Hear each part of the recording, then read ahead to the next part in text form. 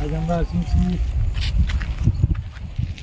পুরুলিয়া জেলার বাগমুন্ডি থানা। দাদা এই ড্যামটার নাম কি?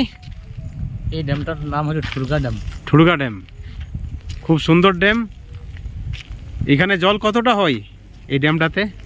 এইখানে পাহাড়গুলো কি ডুবে যায়? না না, পাহাড় অতটা ডুবে না, মোটামুটি এইখানে জল ভর্তি হইলে মোটামুটি প্রাকৃতিক সৌন্দর্য দেখতে খুব প্রাকৃতিক সৌন্দর্যটা আরো বাড়ে যায়। হ্যাঁ, খুব সুন্দর। কোথা কোথাকার লোক আছে এখানে?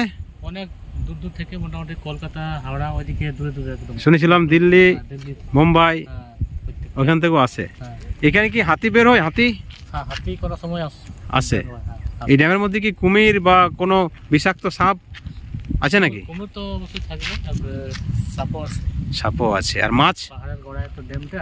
মাছ কত বড় বড়? বড় বড়, মোটামুটি 15 কিলো 20 কিলো। 15-20 কেজির মাছ পাওয়া যায়। ঠিক। জায়গাটা কোন জায়গা এটা? এটা বাগমুন্ডি